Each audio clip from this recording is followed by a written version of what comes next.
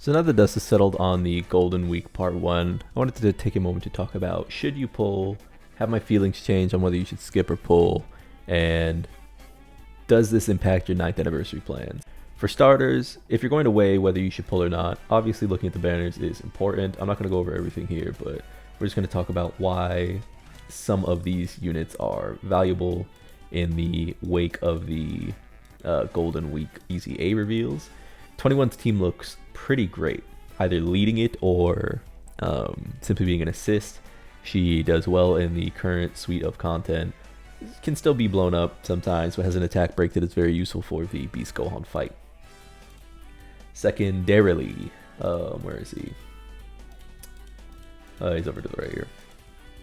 Tech Exchange Boo looks great. Premium Easy A unit that, while you could say is a little up in the air whether he's better than the transforming Gotenks, whether he's better than Easy A Kefla, you're not sad for having this character on your account.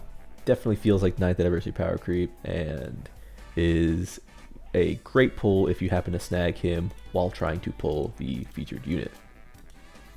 You're probably going to be sad if you hit Majin Buu Pure Evil without hitting the Fat Buu. Fat Buu is pivotal. He works great to support everything that this team is trying to do, and I would say that he feels a bit must run if you're running specifically this team. And when we talk about this team, one of the things I value highly is great thematic presence of units while also making them strong. And in that way, Fat Buu succeeds.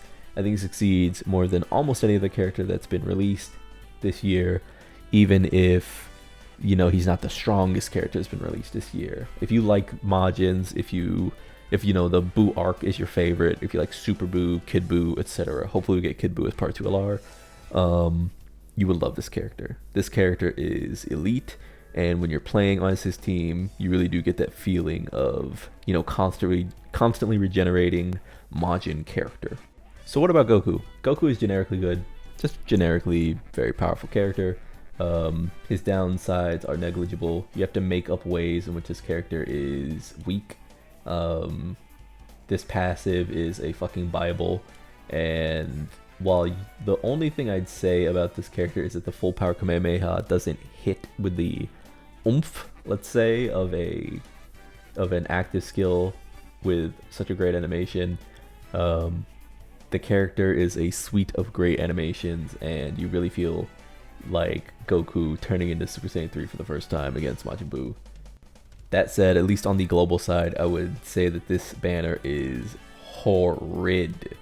What an awful banner. The strongest unit being this Gohan, who is set to Easy A in a little under a week, I believe, maybe like 4 days. This character is super strong. He is primed to be the single best Easy A in the game, other than maybe the 9th year anniversary units that Easy A'd. That said, the best TR without a doubt. It could possibly be the best TR period, not even counting Easy A's. If you pick him up, if you don't have him, you know, you're a happy camper. Terrible. Probably the worst character on the banner. Great animations, pretty good. Remember also that Dokkan is a team game no matter how good your units are. With items you could carry Cybermen to the events, but if you're going to build a team, if you're going to take on no item missions, you actually do need characters that function. If you can't build something similar to this, I don't actually have the Int Gotenks transformation unit, I don't have the Tech Exchange Buu, and I don't have the Super Easy 8 Gotenks that released either. But I still had this character, who I bought with 150 coins. I have this character, who I also bought with coins. And I have this character, who I pulled during the 8th anniversary, I think he was on the banner. Tech Gohan was also a character that was on like the Saiyan Day banner or something when I first started playing last year. If you can't build anything comparable, you need to really remember that these teams don't function without units. Especially Boo's team, if you want to experience that sort of like Majin playstyle, you'll be building a mishmash like I do here. And while this mishmash is very strong, it certainly isn't the same as experiencing like that Majin Buu centric playstyle. So what's the big takeaway given all of this information? I think it's that if you pull here, you should skip 9th and Tanabata. Basically, you go worldwide, you go 10th anniversary.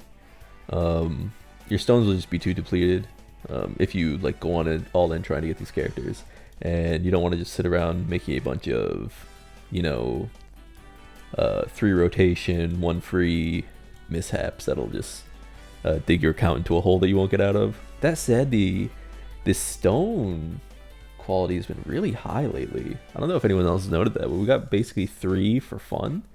Like, we got 30 for fun. So maybe the sync will